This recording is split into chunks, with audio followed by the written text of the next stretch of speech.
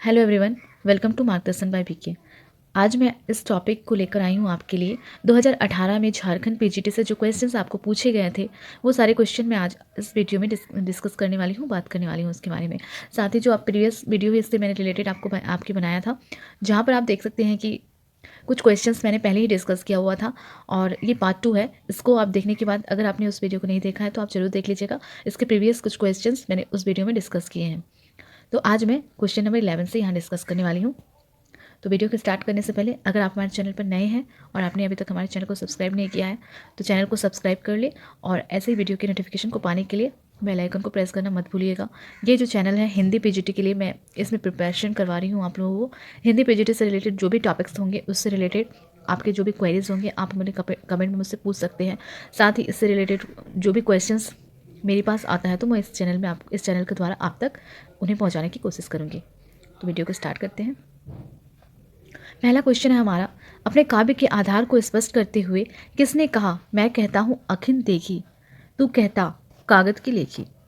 तो ये जो कथन है ये किसने कहा था?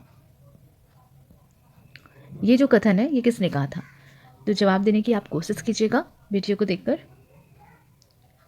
ये कथन आप देख सकते हैं कि इसमें कहा जा रहा है मैं कहता हूँ आखिन देखी, तू कहता कागज की लेखी।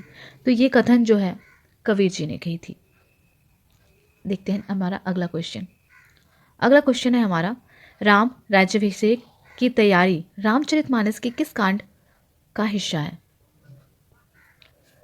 तो रामचरितमानस जो कांड है हमारा किस कांड का हिस्सा है? रामचरितमानस ने किस कांड में इसकी व्याख्या की गई है? रामचरित जो मानस है ये तुलसीदास द्वारा लिखी गई थी। इसमें कुल 7 कांड है, ठीक है। इसमें कुल 7 कांड की व्याख्या की गई है। तो सातों कांड जो है हम 1 बाय 1 एक एक करके सारे कांड्स को पढ़ेंगे आगे की वीडियोस में। तो अभी आप आंसर देने की कोशिश कीजिएगा कि इसका इस प्रश्न का क्या उत्तर होगा। 7 कांड क्या क्या थे? वो जो 7 कांड थे मैं उसके बारे में आप लोगों को बता देती हूँ। 7 कांड थे बाल कांड, अयोध्या कांड, अरण्य कांड, किष्किंधा कांड, सुंदर कांड और लंका कांड। 6 हो गए और एक है हमारा उत्तर कांड जो बिल्कुल अंतिम कांड है। और प्रथम कांड क्या है? बाल कांड। याद रखिएगा, इससे भी प्रश्न बनते हैं। रामचरितमानस जो है तुलसीदास की रचना, तुलसीदास ने इसकी व्याख्या की है। तो रामचरितमानस ने उसकी कुल 7 कांड की व्याख्या की गई है। रामचरितमानस जो है अवधी भाषा में लिखी गई थी। इसका आंसर बताने की कोशिश कीजिए। इसका आंसर मैंने आपको बताया ना, रामचरितमानस, राम के चरितमानस जो है किस कांड में लिखी गई थी? तो इसका उत्तर हो जाएगा अयोध्या कांड में लिखी गई थी, ठीक है। तो बढ़ते हैं अपने अगले क्वेश्चन की तरफ। अगला प्रश्न है हमारा, रामचरितमानस के अयोध्या कांड में कौन सा संवाद नहीं है? श्री राम भारत संवाद, श्री राम सीता संवाद, श्री राम वाल्मीकि संवाद, शिव पार्वती संवाद। तो कौन सा संवाद यहाँ पर कहा गया नहीं है? नहीं है कौन सा संवाद? जब नहीं की बात आ रही है तो क्या? तो ये हमें पता चल रहा है कि यहाँ पर श्री राम की बात की गई है, श्री राम भरत संवाद, श्री सीताराम संवाद, श्री वाल्मीकि संवाद। ये तीनों ही आप देख रहे हैं कि एक दूसरे से मिलता जुलता लग रहा है। शिव पार्वती संवाद जो है इसके बारे में बात नहीं की गई थी, ठीक है। ये बिल्कुल अलग पॉइंट है, तो आप इसका आंसर खुद से भी दे सकते हैं अगर आपने नहीं भी पढ़ा हुआ है तो।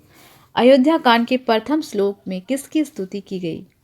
अयोध्या कांड जब हम पढ़ेंगे डिटेल्स में तब ये सारे क्वेश्चन आपके लिए काफ़ी आसान हो जाएंगे, आप अपने आप इसके आंसर दे पाएंगे। अभी आप इस प्रश्न का उत्तर देने की कोशिश कीजिए।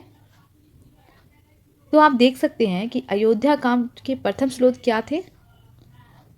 प्रथम श्लोक जो थी अयोध्या कांड में उसमें राम और रावण के युद्ध की व्याख्या की गई थी। लेकिन यहाँ पूछा आपसे गया है कि किसकी स्तुति की गई थी? तो शंकर की स्तुति की गई थी प्रथम श्लोक में। देखते हैं हमारा अगला प्रश्न। अगला प्रश्न है हमारा, चित्रकूट निवासी हिस्सा है। चित्रकूट निवासी किसका हिस्सा है? चित्रकूट निवासी जो है एक जंगल है, जंगल था एक चित्रकूट निवासी। चित्रकूट निवास नहीं, चित्रकूट एक जंगल का नाम था जहाँ पर कहाँ वहाँ पर श्री राम जी 14 वर्ष के लिए वनवास गए थे। तो इसमें से क्या उत्तर हो जाएगा? अयोध्या कांड, अरण्य कांड, सुंदरकांड, बालकांड। तो इसका उत्तर हो जाएगा, मैंने जंगल आपको बताया, अरण्य कांड कहा जा रहा है ना, जंगल मतलब अरण्य। तो ये जो बात कही गई थी अरण्य कांड में कही गई थी चित्रकूट निवास के बारे में। वो जो जगह थी चित्रकूट जंगल, वहाँ पर 14 वर्ष के लिए श्री राम जी चित्रकूट निवास किए थे। तो उस निवास स्थान को चित्रकूट निवास कहते हैं। अगला प्रश्न देखते हैं। तुलसीदास की कौन सी रचना ब्रज भाषा में है? तुलसीदास के बारे में जब आप पढ़ेंगे तो इसका उत्तर आसानी से दे पाएंगे। कौन सी रचना ब्रज भाषा में है? तुलसीदास की जो रचना है कवितावली, वो ब्रज भाषा में लिखी गई है। ठीक है, देखते हैं अपना अगला प्रश्न। तो यहाँ पर हम देखते हैं, कर रही लीलामय आनंद महाचिति सजग हुई सी वैक, विश्व का उन्मीलन अभिराम, इसी में सब होते अनुरक्त। ये पंक्तियाँ कामायनी की किस सर्ग से ली गई हैं? तो ये पंक्तियाँ किस सर्ग से ली गई है? चिंता, श्रद्धा, आशा और लज्जा, ये सारे सर्ग हैं कामायनी के। तो किस सर्ग से ली गई है ये आपको बताना है। तो इसका उत्तर हो जाएगा श्रद्धा सर्ग से ली गई है। यहाँ पर आप देख सकते हैं, कर रही लीलामय आनंद महाचिति सजग हुई सी व्यक्त, विश्व की उन्मीलन अभिराम। तो यहाँ पर ये कहा गया है, इसी में सब होते अनुरक्त। इसमें ये कहा गया है श्रद्धा की जो सौंदर्य है, उसकी जो कल्पना है, उसकी जो तुलना है, वो प्रकृति से की गई है। प्रकृति की बात हो रही है यहाँ पर, प्रकृति के सौंदर्य का, और तुलना की जा रही है श्रद्धा के सौंदर्य से। तो ये श्रद्धा के सर्ग में बात की गई है।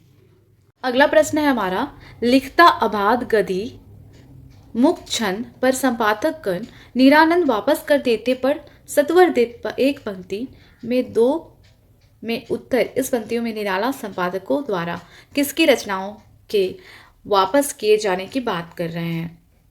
तो निराला जी जो ये संपादक है सुमित्रा नंदन पंत की, जयशंकर पंत की नहीं कर रहे हैं बात, महादेवी वर्मा की बात नहीं कर रहे हैं। इन पंक्तियों में जो है निराला जी अपने चरित्र का वर्णन कर रहे हैं, अपने बारे में वो बता रहे हैं। ठीक है, देखते हैं हमारा अगला प्रश्न। अगला प्रश्न है, राम की शक्ति पूजा कविता का प्रारंभ किससे होता है? तो ये जो राम की शक्ति पूजा है, इस कविता का प्रारंभ किससे होता है आपको बताना है। राम रावण के प्रखर युद्ध से होता है, राम की पूजा में बैठने से, राम सीता के उदात्त प्रेम से, दुर्गा की उपासना से। तो राम की जो शक्ति पूजा कविता है, इसके प्रथम में ही राम रावण के युद्ध का वर्णन किया गया है। प्रथम श्लोक में ही वर्णन किया गया है। जब इस कविता को आप पढ़ेंगे तो आपको प्रथम में ही उनके युद्ध का वर्णन दिखाई देगा। अगला प्रश्न है हमारा, रचनात्मक फलक पर विद्रोही और क्रांतिकारी छवि के रूप में किस रचनाकार की पहचान है? सुमित्रा नंदन पंत, जयशंकर प्रसाद, महादेवी वर्मा। तो उत्तर देने का प्रयास कीजिएगा, इनमें से क्या हो जाएगा? तो ये जो है इसका सही उत्तर हो जाएगा निराला जी। ये रचनात्मक फलक पर विद्रोही और क्रांतिकारी छवि के रूप में निराला जी की पहचान है। ठीक है, वीडियो में अंत तक बने रहने के लिए आपका बहुत बहुत धन्यवाद।